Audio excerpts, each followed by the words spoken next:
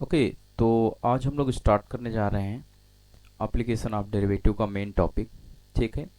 तो इसमें मैं लिखूंगा, पहले एप्लीकेशन ऑफ डेरिवेटिव होता क्या है पहले इसको समझ लेते हैं। ठीक है।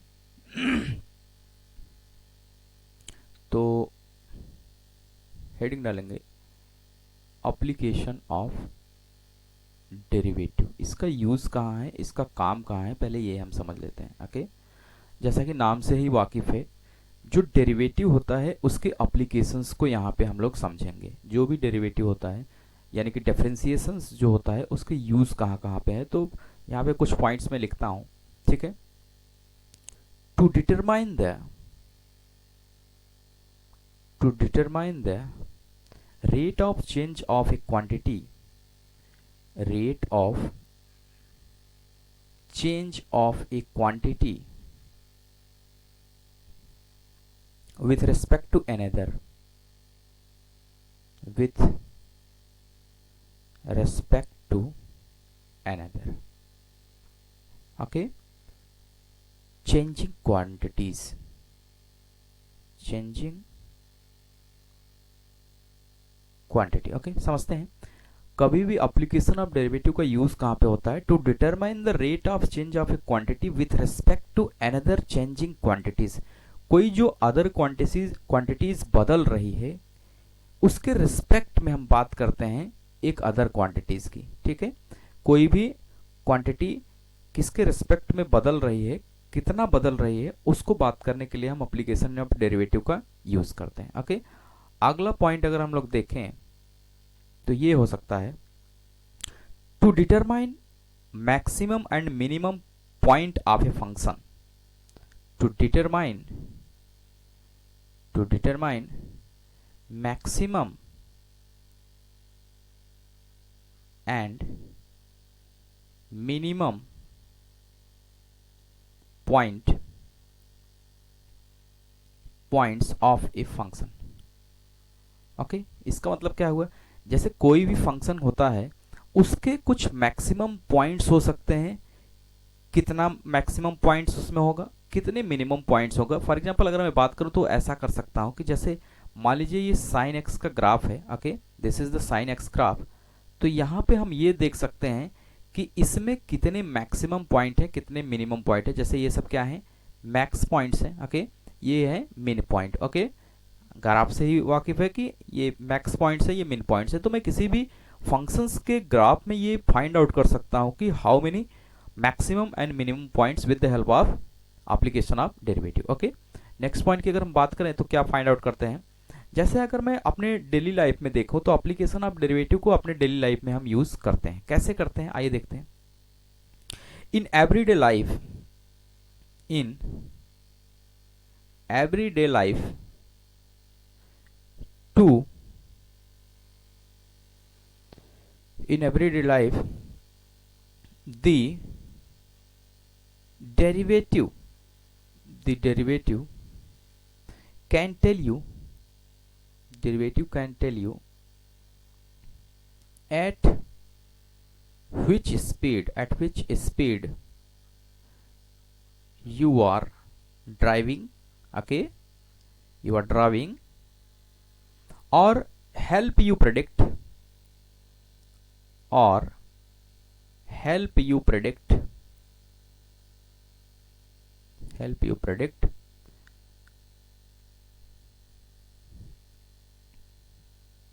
fluctuations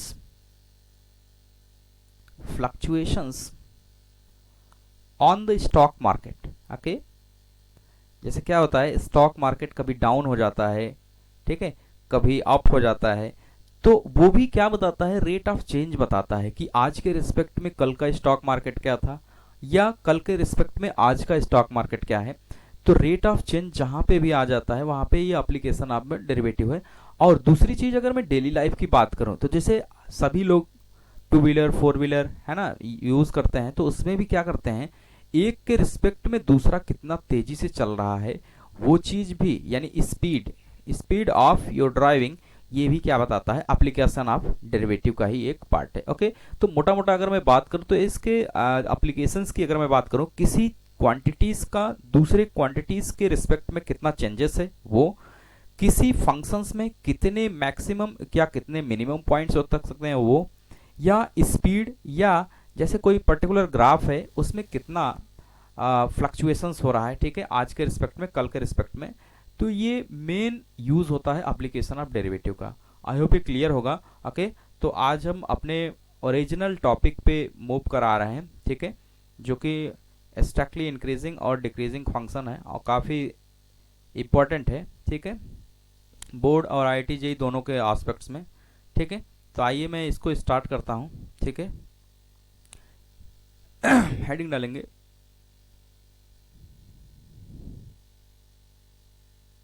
increasing and decreasing functions. Okay, बहुत इंपॉर्टेंट है। इंक्रीजिंग एंड डिक्रीजिंग फंक्शंस, नाम से ही वाकिफ है। कोई इंक्रीज कर रहा है तो उसको इंक्रीजिंग फंक्शन बोलेंगे, कोई डिक्रीज कर रहा है उसको डिक्रीजिंग फंक्शन बोलेंगे। लेकिन ये तो कहने के टर्म में है, यहाँ पे मैथ के टर्म में पढ़ना है, ना कि बढ़ते और घटते के टर्म में पढ़ना है। ओके, तो यहाँ पे मैं पहला पॉइंट ले रहा हूँ, ठीक है, फर्स्ट पॉइंट यहाँ पे ले रहा हूँ, strictly increasing functions. Okay, increasing functions, strictly increasing functions. Okay, एक चीज मैं यहीं पे क्लियर कर दूं, जब भी स्ट्रिक्टली इंक्रीजिंग फंक्शन में बोलूंगा तो उसके लिए एक शॉर्टकट मैं यूज करूंगा, उसको मैं लिखूंगा ST, ठीक है, अपवर्ड। ये एरो अगर मैंने लगा दिया, जैसा कि थंबनेल में भी आपने देखा होगा, ST अपवर्ड है, दैट मीन्स इंक्रीजिंग, ठीक है। और कहीं पे अगर मैंने ये शब्द यूज कर लिया, ठीक है, स्ट्रिक्टली डिक्रीजिंग, कहीं पे मुझे लिखना होगा अगर स्ट्रिक्टली डिक्रीजिंग फंक्शन, तो इसके लिए मैं क्या यूज करूंगा, इसके लिए मैं डाउनवर्ड एरो यूज करूंगा। ओके, इसके लिए मैं क्या यूज करूंगा, इसके लिए मैं ऐसे यूज कर लूंगा कि ST downward arrow. Okay, I hope clear होगा। अब मैं बार बार ये स्ट्रिक्टली इंक्रीजिंग ना लिख के ST अपवर्ड एरो और स्ट्रिक्टली डिक्रीजिंग फंक्शंस के जगह पे ST डाउनवर्ड एरो यूज करूंगा। ओके, आई होप ये क्लियर होगा, ठीक है। तो फर्स्ट वन स्टार्ट करते हैं, ठीक है, पहले वाले को स्टार्ट करते हैं, that's called the strictly increasing function. बहुत बेसिक से सीखेंगे, पूरा समझ में आएगा, ठीक है, स्ट्रिक्टली इंक्रीजिंग फंक्शन। ओके, आइए इसको डेफिनेशंस को समझते हैं, फिर एक्चुअल में इसको समझने का प्रयास करते हैं। ओके, तो इसका डेफिनेशन ये कहता है f(x) is called strictly increasing. f(x) a function f(x) is called strictly increasing at x equal to a, at x equal to a if f(x) greater than f of a for x greater than a, f of x less than f of a for x less than a। Okay, समझने का प्रयास करते हैं। ये दोनों intersection है, इसका मतलब ये होता है कि ये दोनों कंडीशन एक साथ डन होनी चाहिए, ये दोनों कंडीशन एक साथ डन होनी चाहिए। वेयर x इज नेबरहुड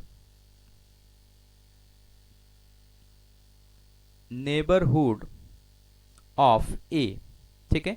इस नेबरहुड को अब मैं कहीं भी लिखूंगा तो मैं सिर्फ लिखूंगा NBD। ओके, तो ये भी मैं क्लियर कर दूंगा, नेबरहुड जब भी मैं लिखूंगा इसकी जगह मैं सिर्फ लिखूंगा NBD। ओके, आइए समझते हैं ये क्या कह रहा है, इसको ग्राफिकली समझते हैं तो ज़्यादा समझ में आएगा। ओके, जैसे मैंने क्या किया, एक ग्राफ बना लिया, ठीक है, एक ग्राफ बना लिया, ठीक है, उसका नेचर कुछ ऐसा है, उसका नेचर कुछ ऐसा है, और यहाँ पे एक पॉइंट हमने ले लिया x equal to a, x equal to a, एक यहाँ पे क्या ले लिया, पॉइंट ले लिया x equal to a. Okay, अब समझते हैं, ये y इक्वल टू fx का ग्राफ हमने मान लिया, ठीक है, ये है हमारा x एक्सिस और ये है हमारा y एक्सिस। अब क्या कह रहा है, डेफिनेशंस को समझते हैं। f(x) is called strictly increasing function, f(x) को हम इंक्रीजिंग फंक्शन कहेंगे कब, एट एक्स इक्वल टू ए, जब एफ ऑफ एक्स यानी फंक्शन की वैल्यू यक्स के बढ़ने के साथ,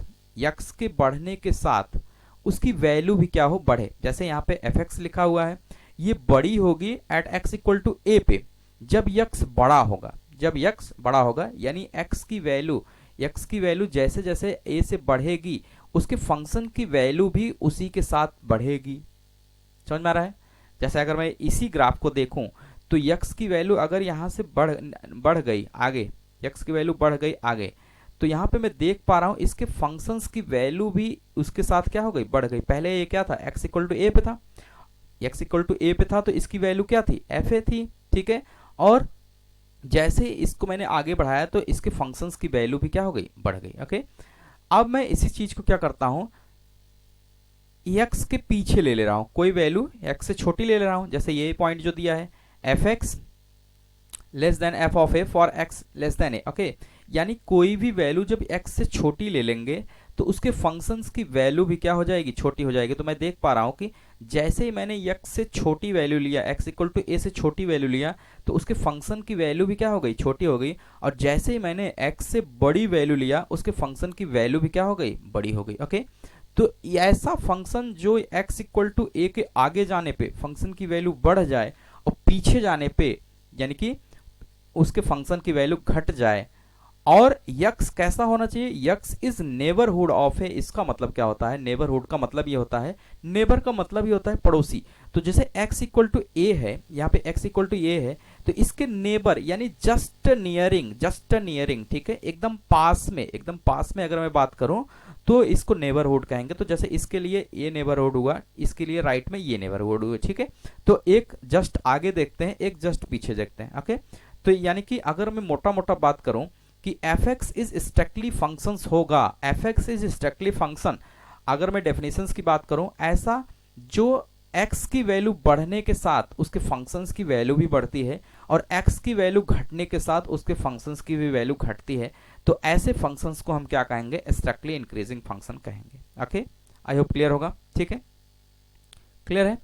आगे बढ़ते हैं, स्ट्रिक्टली डिक्रीजिंग फंक्शन। लेकिन इसके पहले मैं कुछ एग्जांपल्स लेता हूं तभी जाके ये बात क्लियर होगी। जैसे अगर मैं ये कहूं कि F x equal to sine X, F x equal to sine X at x equal to pi by three, at x equal to pi by three, check out this function is strictly increasing और not. Okay, ये function strictly increasing है या नहीं, इसको checkout करना है। तो मैं क्या करूंगा, first of all we need to draw the graph. तो क्या करेंगे, इसके ग्राफ्स को ड्रा कर लेंगे, ड्रा कर लेते हैं। सबको पता है साइन एक्स का ग्राफ क्या होता है। ओके, साइन एक्स के ग्राफ को फटाक से ड्रा कर लेंगे। ओके, ये है साइन एक्स का graph, this is the Y equal to ये वाई एक्सिस, ठीक है। तो ये यहां पे मैं लिख दूंगा एफ एक्स इक्वल टू क्या हो गया, साइन एक्स। ओके, अब मैं कह रहा है कि at x equal to pi by three, अगर मैं इसकी इंडेक्सिंग की बात करूं तो इसकी इंडेक्सिंग बिल्कुल आसान है, ठीक है। इंडेक्सिंग कर लेते हैं इसकी, ठीक है। ये होता है y इक्वल टू 1, ये होता है y equal to minus 1। Okay, अगर मैं इस पॉइंट की बात करूं, इस पॉइंट की बात करूं, इस पॉइंट की बात करूं, this is the zero. Okay, this will be the zero,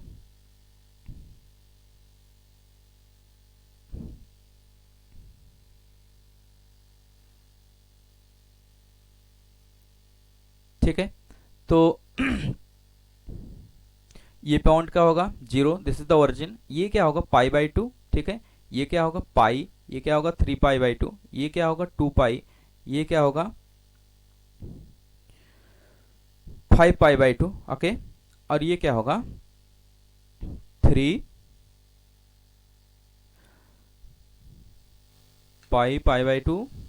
okay, pi by two, pi, 3 pi by two, 2 pi, okay, 5 pi by two, और यहाँ पे हो जाएगा 3 पाई। ओके, ठीक है। अब देखिए, अब जो मेरे से पूछा गया है, इतने बड़े इंडेक्स की नहीं पूछा गया है, सिर्फ एक पर्टिकुलर पॉइंट पे पूछा गया है, क्योंकि कभी भी हम स्ट्रिक्टली इंक्रीजिंग या डिक्रीजिंग की जब बात करते हैं वो एक पर्टिकुलर इंटरवल में होता है। अभी मैं सिर्फ एक समरी डिजाइन कर रहा हूँ, एक्चुअल डेफिनेशंस पे अभी आ जाऊंगा थोड़ी देर पे, जो स्टैंडर्ड डेफिनेशंस है, क्योंकि कोई भी स्ट्रिक्टली इंक्रीजिंग और डिक्रीजिंग फंक्शन एक पर्टिकुलर इंटरवल में होता है। उदाहरण के लिए अगर मैं बात करूं, फॉर एग्जांपल, कोई भी व्यक्ति छोटा बड़ा अमीर गरीब वो एक पर्टिकुलर जोन में होता है। जैसे कभी मैं ऐसा बोल दूं कि किसी व्यक्ति के पास पैसे कम है, कम है तो इसका मतलब ये नहीं है कि पूरे दुनिया में उसके पास ही सबसे कम है।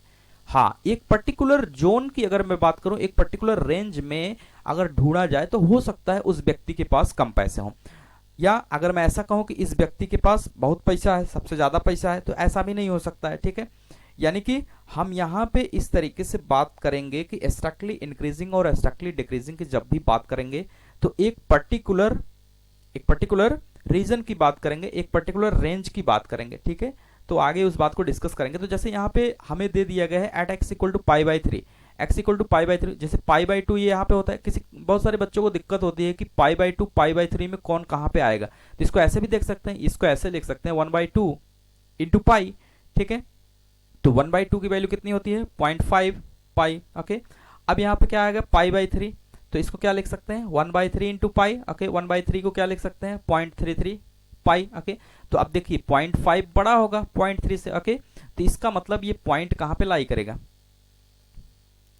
ओ सॉरी 0.3 क्या होगा छोटा होगा, 0.5 बड़ा होगा। ओके, तो हमको पाई बाई थ्री वाला पॉइंट चाहिए, तो ये कहाँ पे रहेगा, इसके इधर रहेगा, इसके इधर रहेगा। ठीक है, तो ये पॉइंट हो जाएगा पाई बाई थ्री। अब डेफिनेशंस को अप्लाई करते हैं, ये जो इनपुट्स दिया जा रहा है एक्स एक्सिस पे, इनपुट दिया जा रहा है एक्स एक्सिस पे, उसके अकॉर्डिंग क्या बोलता है कि F x greater than f of a for x greater than a. Okay, और f x less than f of a for x less than a. Okay, ये है हमारा डेफिनेशन, स्ट्रिक्टली इंक्रीजिंग का डेफिनेशन ए है। ओके, तो यहाँ पे क्या करेंगे, जैसे अगर मैं देखूं तो इस पॉइंट पे फंक्शंस की वैल्यू क्या है, ये है, इस पॉइंट पे फंक्शन की वैल्यू ये है। अगर मैं इसके थोड़ा सा आगे जाता हूं यानी पाई बाई थ्री से, तो इसके फंक्शन की वैल्यू देखिए बढ़ जा रही है, और थोड़ा सा अगर मैं पीछे जाऊं तो इसके फंक्शंस की वैल्यू भी क्या हो रही है घट जा रही है। यही तो बोल रहा है स्ट्रिक्टली इंक्रीजिंग कि फंक्शंस के आगे जाने पे अगर वैल्यू बढ़ जा रही है और फंक्शंस के पीछे जाने पे अगर वैल्यू घट जा रही है, तो इस पॉइंट के लिए, इस पर्टिकुलर पॉइंट के लिए एफ एक्स क्या होगा स्ट्रिक्टली इंक्रीजिंग होगा। तो यहां से क्लियरली मैं कह सकता हूं कि F x is strictly increasing at x equal to pi by three. Okay, this will be the answer. ठीक है, स्ट्रिक्टली क्या होगा इंक्रीजिंग होगा इस पर्टिकुलर पॉइंट के लिए। अगर मैं दूसरा बात करूं, दूसरे पॉइंट की बात करूं, फॉर एग्जांपल जैसे checkout function is strictly increasing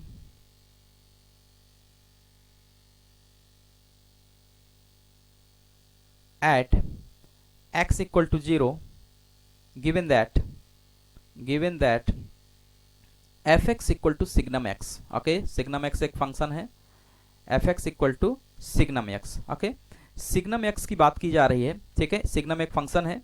ठीक है, signum x का यहाँ पे बात की जा रही है कि सिग्नम एक्स क्या ऐसा फंक्शन होगा जो स्ट्रिक्टली इंक्रीजिंग होगा at x equal to 0। Okay, तो first of all we need to draw the graph of the signum x. Signum x के ग्राफ को मैं क्या करूंगा ड्रॉ कर लूंगा। ओके, सभी को पता है सिग्नम एक्स का ग्राफ क्या होता है।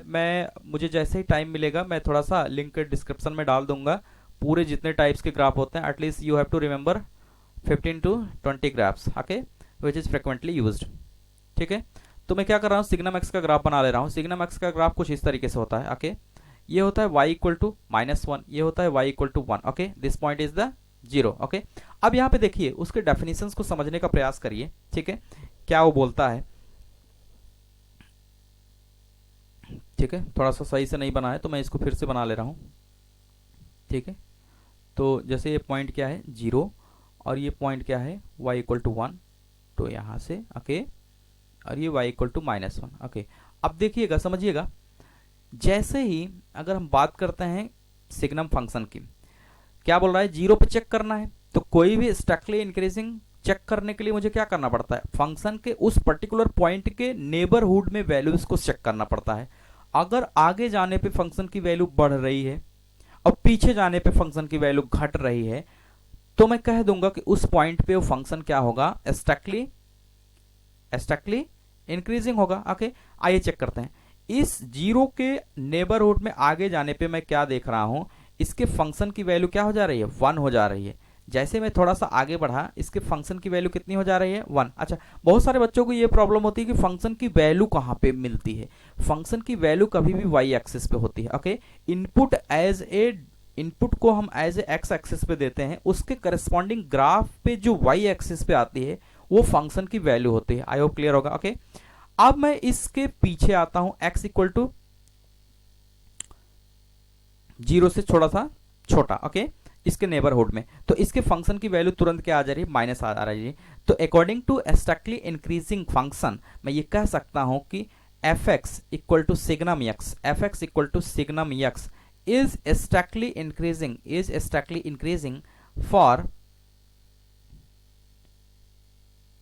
increasing at x equal to 0। Okay, x equal to 0 के लिए अगर मैं बात करूं तो ये कैसा है, at x equal to 0। Okay, ये हो जाएगा आंसर। क्लियर है, बिल्कुल आसान है, इसको बहुत वो नहीं बनाना है कि समझ में नहीं आ रहा है कि ऐसा है वैसा है, बहुत ज़्यादा टफ हो जा रहा है। थोड़ा सा पेशेंस बनाइए, समझ में आएगा। ओके, फंक्शन के आगे जाने पे, पॉइंट के आगे जाने पे, किसी पर्टिकुलर पॉइंट के आगे जाने पे फंक्शन की वैल्यू अगर बढ़ जा रही है और उसी पर्टिकुलर पॉइंट के पीछे नेबरहुड में आने पे अगर फंक्शन की वैल्यू कम हो जा रही है, तो ऐसे फंक्शंस को उस पर्टिकुलर पॉइंट के लिए स्ट्रिक्टली इंक्रीजिंग फंक्शन कहेंगे। ओके, स्ट्रिक्टली इंक्रीजिंग फंक्शन कहेंगे। ओके, ठीक। अब इसी को मैं थोड़ा सा ब्रीफली अभी एक्सप्लेन किया। अब एक सिस्टमेटिक जो एनसीईआरटी का पैटर्न फॉलो करता है, इस पैटर्न को मैं इसलिए फॉलो किया कि अभी इंटरवल ये सब चीज़ें डाल देने पे थोड़ा सा दिक्कत होगी। ठीक है, तो मैं इसको क्या करता हूँ, अभी एक सिस्टमेटिक तरीके से लिखता हूँ। ठीक है, जैसे एक एसटीडी लिखेंगे, let I be an interval, लेट I be an interval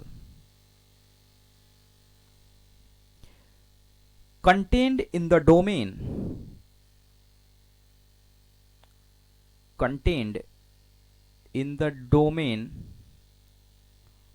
of a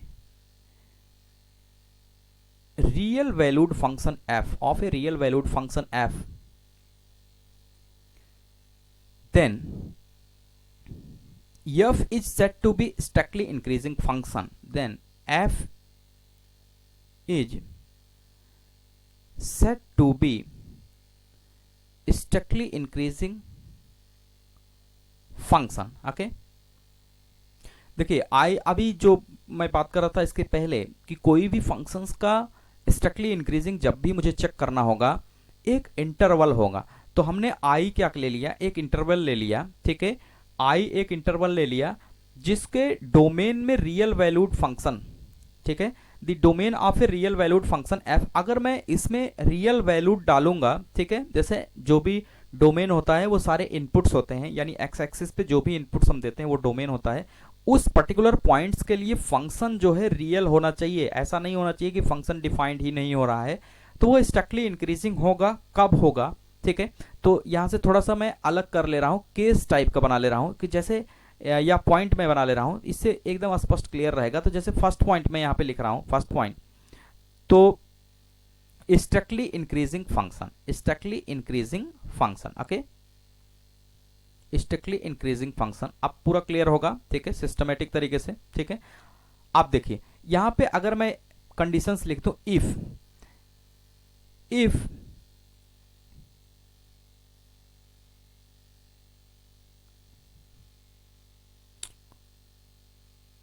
x1 less than x2 in i का मतलब यहां पे इंटरवल है। ओके, i का मतलब क्या है, interval. Then f of x1 less than f of x2 for all x1 x2 belonging to i। Okay, confuse नहीं होइएगा, इसका मतलब क्या होता है, for all x1 x2 belonging to i। ठीक है, x1 x2 belonging to i। यहां पे क्या बताने का प्रयास किया जा रहा है कि जैसे एक वही डेफिनेशन है जो अभी मैंने लिखा, वो आसान शब्दों में था, अभी क्या है ये सिस्टमेटिक बुक की डेफिनेशन है। तो तो इसको भी समझना जरूरी है, अदरवाइज थोड़ा सा दिक्कत होगी। ठीक है, तो जैसे वो क्या कर रहा है, स्ट्रिक्टली इंक्रीजिंग फंक्शन कनेक्ट करेंगे उसको, कह रहा है कि x2 अगर बड़ा होगा x1 से इन इंटरवल i, समझिएगा, x2 अगर बड़ा होगा इन इंटरवल i, कोई एक पर्टिकुलर इंटरवल है, उस इंटरवल में मतलब जो भी डोमेन्स दिया जा रहा है x एक्सिस पे, ठीक है, उस इंटरवल में अगर x1 बड़ा है x2 से, तो अगर उसके फंक्शंस की वैल्यू भी बड़ी होगी उसी इंटरवल में, तो इसको हम स्ट्रिक्टली इंक्रीजिंग फंक्शन कहेंगे। ठीक है, क्या कहेंगे, स्ट्रिक्टली इंक्रीजिंग फंक्शन कहेंगे। ग्राफिकली इसको समझने का प्रयास करते हैं, ग्राफिकली समझेंगे पूरा स्पष्ट हो जाएगा। ओके, तो जैसे मैं क्या कर रहा हूं, x axis y axis, okay, यहां पे मैं क्या कर रहा हूं, एक ग्राफ बना ले रहा हूं, एक ग्राफ बना ले रहा हूं, ठीक है, एक ग्राफ बना ले रहा हूं ये।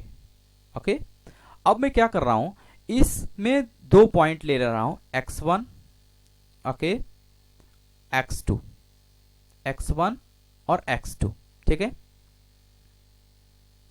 तो इसके करस्पॉन्डिंग y एक्सिस पे भी मैं ड्रा कर ले रहा हूं। ठीक है, ये पॉइंट है x1, ये पॉइंट है x2, ठीक है, और ये हमारा है y equal to f x, y equal to f x. तो अगर मैं x1 के करस्पॉन्डिंग फंक्शन की वैल्यू देखूं तो क्या हो जाएगा, एफ x1, ओके, इसके करस्पॉन्डिंग अगर मैं वैल्यू देखूं तो क्या हो जाएगा, एफ x2, ओके। तो ये क्या, और यहाँ पे ओरिजिन है हमारा, ये पॉइंट क्या हो जाएगा, 0। अगर ऐसा है कहीं पर ऐसा है, कोरिलेट करिएगा, वो भी वही पॉइंट है, हमने क्या किया है वहां पे x इक्वल टू यहाँ पे a डाल दिया था, x इक्वल टू a डाल दिया था। इसके नेबरहुड में हमने चेक कर लिया, क्या बताया था मैंने, फंक्शन के आगे जाने पे, दैट मीन्स x2 आगे है, आगे जाने पे फंक्शन की वैल्यू बढ़ जाए, तो यहां से देखिए इसकी वैल्यू बढ़ जा रही है, ठीक है, इसकी वैल्यू बढ़ जा रही है, और फंक्शन के पीछे जाने पे, दैट मीन्स x1, उसके फंक्शन की वैल्यू घट जाए, तो ऐसे फंक्शंस को हम क्या बोलते हैं, स्ट्रिक्टली इंक्रीजिंग फंक्शन। क्या बोलते हैं, स्ट्रिक्टली इंक्रीजिंग फंक्शन। तो यहां पे मैं लिखूंगा hence F x is strictly increasing function. अच्छा, दिमाग में एक चीज ये भी फिट कर लीजिए कि जैसे इस नेचर का अगर ग्राफ है, ऐसे ऊपर की तरफ बढ़ रहा है, तो ऐसा नेचर जो है स्ट्रिक्टली इंक्रीजिंग का ही नेचर होता है। ओके, तो ये ऐसा नेचर कैसा होता है, स्ट्रिक्टली इंक्रीजिंग का ही नेचर होता है। अच्छा, अगला अगर मैं बात करूं, अगले टर्म की बात करूं, तो अगला टर्म हमारा होगा इंक्रीजिंग फंक्शन। दूसरे पॉइंट की अगर मैं बात करूं, इंक्रीजिंग फंक्शन। अच्छा, इसी में अगर मैं बात करूं, जो ये इंटरवल की बात की जा रही है, जैसे कोई भी स्ट्रिक्टली इंक्रीजिंग डिक्रीजिंग एक पर्टिकुलर इंटरवल में बात किया जाता है, तो यहां पे क्या है, x1 x2 के बीच, x1 x2 के बीच यहां पे चेक किया जा रहा है कि फंक्शन स्ट्रिक्टली इंक्रीजिंग है कि नहीं। ठीक है, तो x1 और x2 से अगर मैं ग्राफ को देखूं तो ये लगातार क्या है, लगातार इंक्रीजिंग है। ओके, लगातार इंक्रीजिंग है, तो ये क्या हो जाएगा, स्ट्रिक्टली इंक्रीजिंग। अच्छा, ऐसा भी कर सकते हैं, जरूरी नहीं है, जैसे मैं एक पॉइंट यहां पे ले लूं, ए यहां पे ले लूं और बी यहां पे ले लूं। ओके, ए यहां पे ले लूं, बी यहां पे ले लूं, तो इस पर्टिकुलर पॉइंट के बीच में अगर x1 x2 दो पॉइंट्स हैं, तो वहां पे भी मैं चेक कर सकता हूं कि स्ट्रिक्टली इंक्रीजिंग है कि डिक्रीजिंग है। ओके, तो एक पर्टिकुलर डोमेन दे दिया गया है कि इस पर्टिकुलर डोमेन में चेक करिए, इस पर्टिकुलर डोमेन के लिए चेक करिए कि ये पर्टिकुलर वैल्यू फंक्शन जो है स्ट्रिक्टली इंक्रीजिंग है कि नहीं। ओके, ठीक है, आगे बढ़ते हैं, दूसरे पॉइंट की बात करेंगे, increasing function. Increasing function, increasing function, ठीक है, ये वैसा ही कुछ है, जैसे कहते नहीं, एक होते हैं बड़े आदमी हैं और एक होते हैं बहुत बड़े आदमी हैं। ठीक है, ऐसे ही हमने देखा इन स्ट्रिक्टली इंक्रीजिंग मतलब वो सिर्फ इंक्रीज करेगा, और एक होता है increasing function.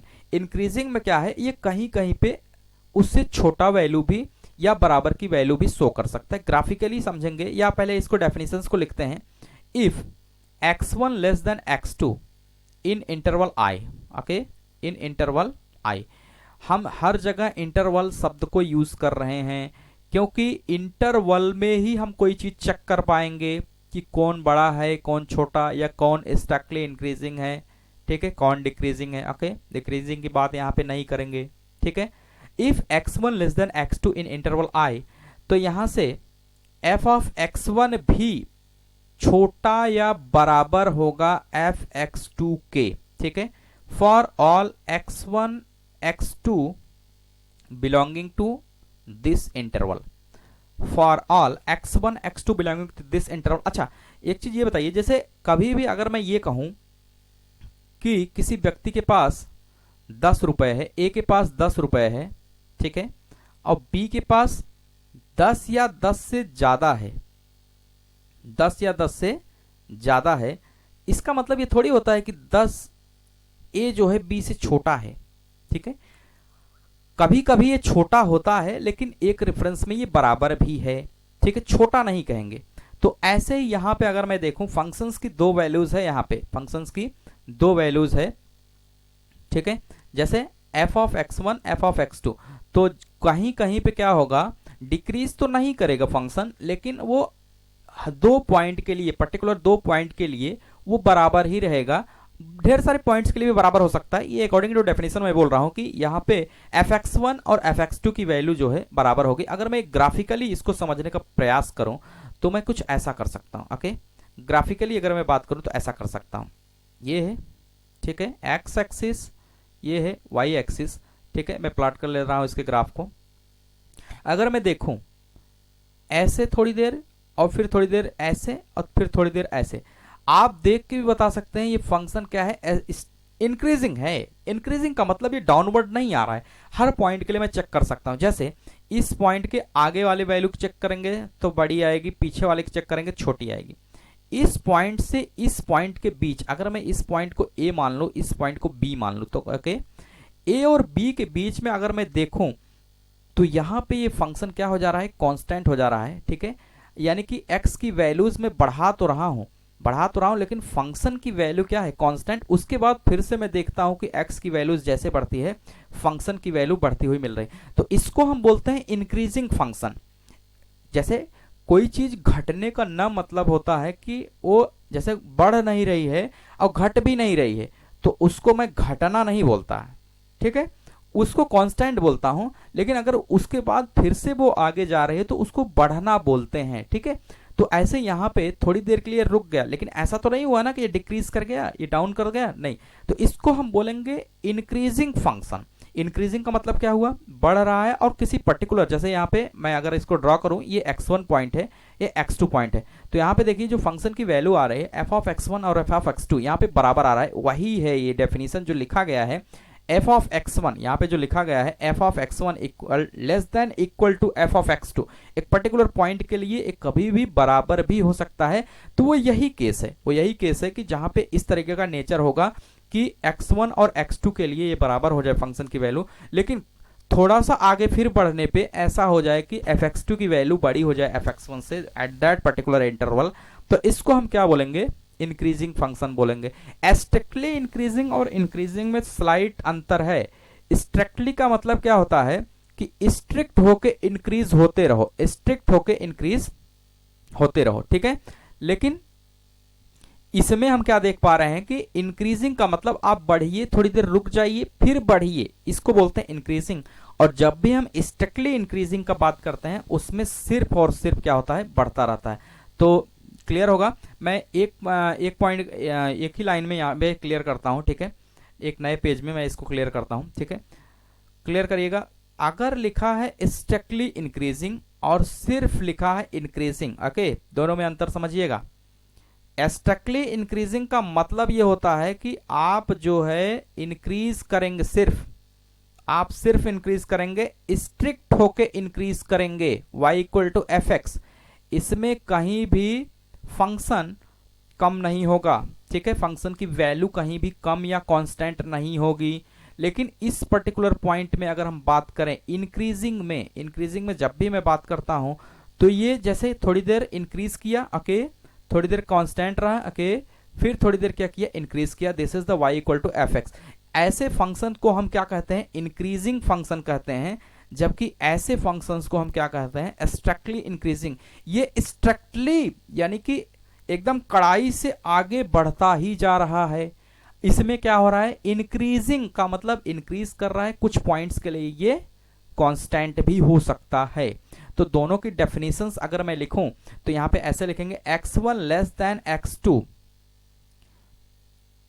For interval i, तो यहाँ पे f of x1 less then क्या होगा, f ऑफ x2, समझिएगा, for all x1 x2 belongs to i। Okay, अब यहाँ पे ऐसा है तो हम क्या बोल देंगे, स्ट्रिक्टली इंक्रीजिंग। यहाँ पे देखिए सिर्फ बढ़ेगा, इस केस में अगर मैं देखूं फंक्शन की वैल्यू सिर्फ बढ़ रही है, बराबर नहीं हो रही है, इस पॉइंट को नोट आउट करिए। ओके, लेकिन जैसे ही मैं आ जाता हूं इंक्रीजिंग फंक्शंस में, डेफिनेशन चेंज हो जाती है, नेचर तो वही रहेगा, x1 अगर छोटा है x2 से तो f ऑफ x1 की वैल्यू भी छोटी होगी x2 से, लेकिन कहीं कहीं पे, जैसे अगर मैं यहाँ पे देखूं कहीं कहीं पे, जैसे ये x1 पॉइंट अगर हो गया, ये x2 पॉइंट हो गया, तो इस पॉइंट के लिए मैं बात करूं fx1 बराबर है किसके, fx2 के, तो यहाँ पे मैं ये बोल सकता हूं कि इंक्रीजिंग फंक्शन में इक्वल आ जाता है, बस यही थोड़ा सा अंतर है। ओके, इंक्रीजिंग फंक्शन में यहाँ पे इक्वल आ जाता है for all x1 x2 belongings to i, जो भी इंटरवल में यहाँ पे दिया गया है, जो भी इंटरवल में यहाँ पे दिया गया है। ओके, जो भी इंटरवल में दिया गया है। ठीक, क्लियर है? आई होप ये क्लियर होगा एक्जैक्टली इंक्रीजिंग का कॉन्सेप्ट। ठीक है, आगे ढेर सारे सवाल करेंगे, एप्लीकेशन ऑफ डेरिवेटिव के थ्रू हम लोग फाइंड आउट करेंगे कि how the function is strictly increasing और इंक्रीजिंग। ओके, तो आगे बात करते हैं स्ट्रिक्टली डिक्रीजिंग फंक्शंस की। पहले हम डेफिनेशंस को कर लेते हैं, फिर एप्लीकेशन ऑफ डेरिवेटिव के हेल्प से हम लोग इंक्रीजिंग और डिक्रीजिंग के नेचर को फाइंड आउट कर देंगे। ठीक है, यहाँ पे मैं सिर्फ ये समझने का प्रयास कर रहा हूँ कि कैसी ग्राफ का शकल होता है जो ये बताता है कि स्ट्रिक्टली इंक्रीजिंग है या इंक्रीजिंग है, या अगर मैं एकदम छोटे भाषा में बात करूं तो ये हमने देखा कि फंक्शन के आगे, एक पर्टिकुलर पॉइंट के आगे अगर जा रहे हैं फंक्शन की वैल्यू बढ़ रही है, एक पर्टिकुलर पॉइंट के पीछे अगर है फंक्शन की वैल्यू घट रही है, तो ऐसे फंक्शंस का जो नेचर होता है वो क्या होता है, स्ट्रिक्टली इंक्रीजिंग होता है। ओके, इसी में जो शब्द आ गया था इंक्रीजिंग फंक्शन, तो इंक्रीजिंग फंक्शन में इक्वालिटी यूज होता है, बस इतना। ठीक है, थर्ड पॉइंट की अगर मैं बात करूं, ठीक है, strictly decreasing okay function, okay, strictly decreasing function. Okay, अगर मैं बात करूं स्ट्रिक्टली डिक्रीजिंग फंक्शंस की, ठीक है, तो इसके डेफिनेशंस को पहले नोट करते हैं। If x1 less than x2 इन इंटरवल i,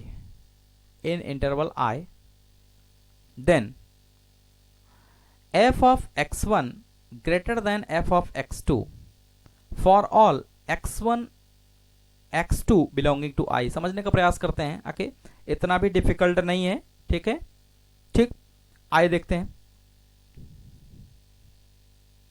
ठीक है, x axis y axis. Okay, अभी क्या करते हैं, एक मैं ग्राफ का नेचर कुछ ऐसा ड्रा कर ले रहा हूं। ठीक है, समझने के लिए ऐसा ड्रॉ कर लिया। ठीक है, यहां पे हमने क्या किया, एक पॉइंट ले लिया x इक्वल टू a, और यहां पे एक पॉइंट ले लिया x1, और यहां पे एक पॉइंट ले लिया x2। ओके, यहां पे ले लिया। अब मैं इसके फंक्शंस की वैल्यूज भी लिख दे रहा हूं, ओके, इसके करस्पॉन्डिंग फंक्शंस की वैल्यूज भी मैं लिख दे रहा हूं। अगर यहां पे ये y equal to f x है, ये y equal to f x है, तो इस हिसाब से मैं यहां पे लिख सकता हूं, ये क्या हो जाएगा fx2, ये क्या हो जाएगा f ऑफ a, ये क्या हो जाएगा f ऑफ x1। ओके, अच्छा, बेसिक पहले मैं समझने का प्रयास करता हूं, बेसिक एकदम। x इक्वल टू a के लिए ए फंक्शन स्ट्रिक्टली डिक्रीजिंग होगा, कैसे, एकदम उल्टा है उसका। फंक्शन में यानी डोमेन में अगर जो पर्टिकुलर पॉइंट पे मुझे पूछा जा रहा है उसके आगे जाएंगे तो फंक्शन की वैल्यू घट जा रही। अब देखिएगा, इसके आगे जा रहे हैं तो फंक्शन की वैल्यू fx2 हो गई, यहां पे आ गई, और उसके पीछे जा रहे हैं तो फंक्शन की वैल्यू बढ़ जा रही है। यही है बेसिक कॉन्सेप्ट। किसी particular point x equal to a के लिए अगर मुझे स्ट्रिक्टली डिक्रीजिंग चेक करना है तो उस पर्टिकुलर पॉइंट के नेबरहुड में हम चेक करेंगे। अगर उसका नेचर कुछ इस तरीके से आ रहा है कि उसके आगे जाने पे फंक्शन की वैल्यू घट जा रही है और पीछे जाने पे फंक्शन की वैल्यू बढ़ जा रही है। आप देखिएगा, जैसे ये पर्टिकुलर पॉइंट है x इक्वल टू a, इसके आगे में जा रहा हूं तो फंक्शन की वैल्यू क्या हो गई, घट गई। ठीक है, और इसके पीछे मैं जा रहा हूं दैट मीन्स x1 पे, तो इसके फंक्शन की वैल्यू क्या हो जा रही है, बढ़ जा रही है। तो ऐसे फंक्शन का नेचर हमें क्या बताता है कि डिक्रीजिंग नेचर का है। ओके, आइए डेफिनेशन को फिट करते हैं, डेफिनेशन को फिट करते हैं इसमें। If x1 less than x2 in the interval i, okay, यहां पे भी मैं इंटरवल की बात करेंगे, क्योंकि विदाउट इंटरवल कभी भी हम इंक्रीजिंग डिक्रीजिंग की बात नहीं कर सकते हैं। क्या पता आगे जाके फंक्शंस का नेचर बदल जाए, आगे जाके ग्राफ का नेचर बदल जाए, तो मैं हमेशा के लिए नहीं कह पाऊंगा कि इसका नेचर स्ट्रिक्टली इंक्रीजिंग या स्ट्रिक्टली डिक्रीजिंग होगा। वो बात की बात है, जब मैं नेचर फाइंड आउट करना सिखाऊंगा तो वहां पे फाइंड आउट कर लेंगे कि ये ऑलवेज इंक्रीजिंग होगा या ऑलवेज डिक्रीजिंग। ओके, लेकिन एक पर्टिकुलर डोमेन की अगर मैं बात करूं तो यहां पे क्या करेंगे, जैसे यहां पे क्या लिखा है x1 less than x2। Okay, मैं देख पा रहा हूं x1 लेस देन x2, इस x एक्सिस के अकॉर्डिंग अगर मैं देखूं यहां पे पॉइंट 0 है। ओके, तो 0 से x1 की डिस्टेंस क्या है, कम है as compare to x2। Okay, x2 is greater than x1 in interval i। Okay, किसी पर्टिकुलर i, अगर मैं i की बात कर रहा हूं, जैसे मैं यहां पे ले लिया a, ओके, यहां पे ले लिया a और यहां पे ले लिया b, इस पर्टिकुलर इंटरवल के बीच में अगर मैं देखूं तो x1 की वैल्यू छोटी है किससे, x2 से। ठीक है, तो इसके फंक्शंस की वैल्यू को भी अगर मैं देखूं f ऑफ x1, यहां पे अगर ग्राफ के अकॉर्डिंग मैं देखूं f of x1 greater than है f of x2 for all x1 x2 belonging to i। इस x1 और x2 जो i इंटरवल में हमने दिया है, हम देख पा रहे हैं कि f ऑफ x1 की वैल्यू किससे बड़ी है, f ऑफ x2 से बड़ी है, यानी जस्ट उसका उल्टा है। ठीक है, तो ऐसा नेचर क्या कहलाता है, स्ट्रिक्टली डिक्रीजिंग। ओके, तो यहां पर भी जैसे हमने पढ़ा था स्ट्रिक्टली इंक्रीजिंग, उसके बाद इंक्रीजिंग, ऐसे स्ट्रिक्टली डिक्रीजिंग, आफ्टर दैट क्या पढ़ेंगे, डिक्रीजिंग फंक्शंस। ठीक है, क्लियर है। तो यहां पे मैं लिख सकता हूं clearly, hence fx is strictly decreasing. Okay, downward arrow क्या, डिक्रीजिंग फंक्शन, डाउनवर्ड एरो क्या शो करता है, डिक्रीजिंग। ओके, ठीक है। अब हम बात करेंगे कुछ एग्जांपल्स की, कुछ एग्जांपल जैसे मैं देखूं, फॉर एग्जांपल अगर मैं बात करूं, check whether fx equal to sine x, check whether fx equal to sine x, okay, is increasing or decreasing, is increasing or decreasing at x equal to 5 pi by 6। Okay, तो मुझे क्या करना पड़ेगा, first of all we need to draw the graph of sine x. Okay, तो यहां से मैं draw कर ले रहा हूं। ठीक है, ठीक है, this line is the y equal to 1। Okay, ये हो जाएगा y इक्वल टू -1। ओके, ठीक है। अब देखिए ये पॉइंट होता है हमारा 0 pi by 2 pi 3 pi by 2 2 pi 3 pi 4 pi 5 pi. Okay, मुझे यहां तक नीड नहीं है, जहां तक नीड है वो मैं कर लिया हूं। ओके, उसको देखते हैं 5 pi by 6, x equal to 5 pi by 6। किसी को अगर समझ में नहीं आ रहा है कहां पे लाई करेगा तो क्या करेंगे, 5, इसको मैं क्या लिख सकता हूं, 5 by 6 into pi. Okay, x equal to 5 by 6 into pi. Okay, 5 में 6 से क्या करेंगे, डिवाइड कर देंगे। ठीक है, इसको डिवाइड कर देंगे, जो भी आएगा 0.8 के आसपास, 6 48। ओके, 0.8 के आसपास आएगा। ओके, तो अगर मैं देखूं तो पॉइंट, जैसे ये है 1 पाई, ये है 1 पाई और ये आ रहा है 0.8 के आसपास, 0.8 पाई के आसपास, 0.83 जो भी आएगा, तो जो कि 1 पाई से क्या होगा, छोटा होगा। तो मैं मान ले रहा हूं यहां पे आएगा। ओके, कहां पे आएगा, यहां पे, तो ये 5 पाई बाई 6 यहां पे आएगा। ओके, समझिएगा, 5 पाई बाई 6 यहां पे आएगा। आप समझिए, इसके आगे जाने पे फंक्शन की वैल्यू क्या हो रही है, घट रही है। पीछे जाने पे फंक्शन की वैल्यू क्या हो रही है, बढ़ रही है। पीछे जाने पे फंक्शन की वैल्यू बढ़ रही है। तो इस पर्टिकुलर पॉइंट के लिए समझिएगा, ये पर्टिकुलर फंक्शंस के x equal to 5 pi by 6 के आगे जैसे ही मैं गया तो फंक्शन की वैल्यू क्या हो गई, बढ़ गई। और पीछे जाने पे फंक्शन की वैल्यू बढ़ गई और आगे जाने पे घट जा रही है, तो किसका नेचर है ये नेचर है एस्टेक्टली डिक्रीजिंग का, एस्टेक्टली डिक्रीजिंग का। Hence we can say that fx is aesthetically decreasing at x equal to 5 pi by 6. okay, this will be the answer. okay, इसका नेचर क्या हो जाएगा 5 pi by 6 के लिए aesthetically decreasing हो जाएगा। अच्छा, दिमाग में एक चीज ये फिट कर लेना है कि जब भी मेरे से ये बात किया जाएगा decreasing function, okay, decreasing function, तो दिमाग में तुरंत आना चाहिए कि उसका ग्राफ का नेचर कुछ ऐसा होगा, उसकी ग्राफ का नेचर कुछ ऐसा होगा। रटना नहीं है, लेकिन थोड़ा सा बेसिक आइडिया होना चाहिए कि ऐसे नेचर का जो भी ग्राफ होता है वो ये व्यक्त करता है कि ये स्ट्रिक्टली डिक्रीजिंग का फंक्शन है। कैसे? क्योंकि जब भी मैं आगे जाऊंगा तो फंक्शन की वैल्यू घट जाएगी और पीछे जाऊंगा तो फंक्शन की वैल्यू बढ़ जाएगी। ऐसे नेचर का ग्राफ जो होता है स्ट्रिक्टली डिक्रीजिंग नेचर का ग्राफ होता है। ओके, अगला हम देखते हैं डिक्रीजिंग फंक्शन। अगला देखेंगे डिक्रीजिंग फंक्शन, चौथा है डिक्रीजिंग फंक्शन। ठीक है, डिक्रीजिंग फंक्शन। ओके, डेफिनेशन इसका लिखते हैं, if x1 less than x2 इन इंटरवल i। ओके, इंटरवल शब्द का यूज करेंगे, okay, in interval i, then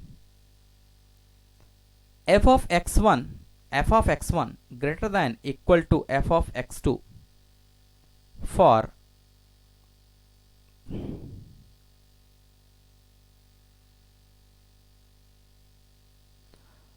for all x1, x2 belonging to i। उस पर्टिकुलर इंटरवल यानी कि जिसमें x1 x2 जो है लाई कर रहा है उसके लिए ऐसा नेचर होगा। तो देखिए, जैसे स्ट्रिक्टली इंक्रीजिंग और इंक्रीजिंग फंक्शन में था इक्वलिटी का साइन आया था, वैसे ही सेम इसमें भी आएगा। ओके, तो इसके ग्राफ के नेचर को समझने का प्रयास करते हैं। ठीक है, जैसे मैंने ये बना दिया x axis, okay, this will the y axis. Okay, draw the graph of decreasing. Decreasing का मतलब क्या होता है? डिक्रीज करे, थोड़ी देर के लिए कांस्टेंट हो जाए तो इसको डिक्रीज नहीं बोलेंगे, ना ही इंक्रीज बोलेंगे। अगर ये थोड़ी देर के लिए कांस्टेंट हो गया तो इसको ना तो डिक्रीज बोलेंगे ना तो इंक्रीज बोलेंगे, उसके बाद ये फिर से क्या करे? डिक्रीज करे। ठीक है, जैसे ए से बी के लिए अगर मैं बात करूं तो फंक्शन की वैल्यू यहां पे क्या हो गई? कांस्टेंट हो गई। ठीक है, लेकिन नेचर इसका अल्टीमेटली क्या है? इसका नेचर जो है डिक्रीजिंग है। तो ऐसे नेचर को हम क्या कहेंगे? डिक्रीजिंग फंक्शन कहेंगे। क्या कहेंगे? डिक्रीजिंग फंक्शन कहेंगे। उसमें क्या था? स्ट्रिक्ट डिक्रीज होना। अभी मैं इसको क्लियर करूंगा। स्ट्रिक्ट डिक्रीज का मतलब क्या होता है? स्ट्रिक्टली डिक्रीज होना, कहीं पे कांस्टेंट ना होना। और डिक्रीजिंग फंक्शन में क्या होता है कि कहीं पे दो या दो से ज्यादा के लिए फंक्शंस की वैल्यू जो है सेम हो सकती है। ओके, आई होप क्लियर होगा। ठीक है, अब दोनों को मैं क्लियर कर रहा हूं, दोनों को एक ही ग्राफ से क्लियर कर रहा हूं। ठीक है, यहां पे मैं लिख रहा हूं तीसरा और यहां पे मैं लिख रहा हूं चौथा। यहां पे था स्ट्रिक्टली डिक्रीजिंग और यहां पे सिर्फ था डिक्रीजिंग। ओके, डिक्रीजिंग फंक्शन और ये स्ट्रिक्टली डिक्रीजिंग फंक्शन। ओके, दोनों को क्लियर करिएगा यहां पे। ठीक है, ग्राफ को ड्रा कर ले रहे हैं। ओके, ये है एक्स एक्सिस, ये है वाई एक्सिस। अगर स्ट्रिक्ट होके डिक्रीज हो रहा है, अगर स्ट्रिक्ट होके डिक्रीज हो रहा है तो मैं क्या करूंगा? मैं क्या करूंगा? ऐसे बना दूंगा। स्ट्रिक्टली डिक्रीज हो रहा है, कहीं पर भी ऐसा नहीं है कि कांस्टेंट फंक्शन है। अब अगर मैं ऐसा कहूं कि थोड़ी देर ये डिक्रीज हुआ, फिर कांस्टेंट हुआ, फिर डिक्रीज हुआ, this is the decreasing function. Okay, definitions की अगर मैं बात करूं, if x1 less than x2 in i, in interval i, then f of x1 greater होगा f of x2 के। तो यहां पे देखिए इक्वल का साइन नहीं लगेगा, हमेशा बड़े का साइन लगेगा। ओके, ग्रेटर का साइन लगेगा। लेकिन इस केस में क्या हो रहा है? इस केस में अगर मैं लिखूं if x1 less than x2 in i, then f of x1 greater than equal to f of x2। यहां पे भी for all x1 x2 belongs to i, यहां पे भी लिखेंगे for all x1 x2 belongs to i। Okay, I hope clear होगा। अभी यहां पे देखिए इक्वल का साइन आ गया। तो इक्वल का साइन क्यों आया है? क्योंकि कभी कभी क्या होता है, दो इनपुट के लिए, टू इनपुट के लिए, जैसे x1 x2 इनपुट के लिए फंक्शन की वैल्यू यहाँ पे क्या आ रही है, सेम आ रही है, जैसे fx1 इक्वल टू fx2, तो यहाँ पे मैं ये कह पाऊंगा कि ऐसा नेचर का ग्राफ जो होता है वो डिक्रीजिंग नेचर का होता है, न कि स्ट्रिक्टली डिक्रीजिंग नेचर का। ओके, तो यहाँ पे मैं लिख दे रहा हूँ y equal to f x. इस ग्राफ का नाम क्या है, y equal to f x. इसका भी नाम मैं दे दे रहा हूँ y equal to f x. I hope ये क्लियर होगा। जब मैं अभी क्वेश्चंस को सॉल्व करूंगा तो उसमें ये नहीं पूछा जाएगा स्ट्रिक्टली इंक्रीजिंग या इंक्रीजिंग, वहाँ पे स्ट्रिक्टली इंक्रीजिंग बोलिए या इंक्रीजिंग बोलिए, दोनों का नेचर एक ही होगा। ओके, अगला मैं देखता हूँ जो टाइप है, पांचवा अगर मैं लिखूं तो ये है neither increasing. Okay, neither increasing nor decreasing. Okay, functions. ठीक है, हमने ये देख लिया कि इंक्रीज कर रहा है, स्ट्रिक्टली इंक्रीज कर रहा है, डिक्रीज कर रहा है, स्ट्रिक्टली डिक्रीज कर रहा है। तो क्या ऐसा भी नेचर होगा क्या कि जो ना तो इंक्रीज करेगा और ना ही डिक्रीज करेगा? होगा, क्यों नहीं होगा। ठीक है, तो यहां इसको मैं लिखता हूं कांस्टेंट फंक्शन। ठीक है, इसको क्या मैं लिखता हूं, कांस्टेंट फंक्शन। ओके, यहां पे लिखूंगा constant on I if fx equal to c for all x belonging to I where c is a constant, where c is a constant। ठीक है, क्या मतलब हुआ कि ये फंक्शन अगर मैं ग्राफिकली ड्रा करूं तो यहां से y एक्सिस ये x एक्सिस है। ओके, अगर मैं देखूं तो जैसे एक इस तरीके के ग्राफ का नेचर अगर हम लोग देखें तो जैसे यहाँ पे x1 मैं ले लिया, x2 ले लिया, ठीक है, x3 ले लिया, कुछ भी पॉइंट में ले रहा हूं, आगे मैं बढ़ता ही जाऊं, लेकिन इसके फंक्शन की वैल्यू जो है वो हमेशा क्या रहेगी, कांस्टेंट रहेगी, दैट मीन्स फिक्स रहेगी। ऐसे ग्राफ्स को हम क्या बोलते हैं, कांस्टेंट ऑन आई। एक पर्टिकुलर इंटरवल अगर हम ले लें, एक पर्टिकुलर इंटरवल ले लें, तो उस इंटरवल के लिए क्या होगा, constant if f x equal to c. यानी कि मैं आगे कितना भी बढ़ता जा रहा हूं, इसकी वैल्यू जिस पे कांस्टेंट है वही कांस्टेंट ही आ रही है। हालांकि यहां पे भी मैं इंटरवल ले सकता हूं x बिलोंग टू i, कोई पर्टिकुलर इंटर के लिए। तो ऐसे फंक्शन को ना तो हम स्ट्रिक्टली इंक्रीजिंग कहते हैं ना स्ट्रिक्टली डिक्रीजिंग कहते हैं। ठीक है, क्लियर है। तो आज के लिए इतना ही रखते हैं, अगले वीडियो में हम कंटिन्यू करेंगे कि इस पे सवाल कैसे निकालते हैं, एप्लीकेशन ऑफ डेरिवेटिव को कैसे यूज करके हम लोग सवाल को निकालते हैं कि, और कैसे नेचर्स को फाइंड आउट करते हैं कि स्ट्रिक्टली इंक्रीजिंग और डिक्रीजिंग है। ओके, ठीक है, ओके।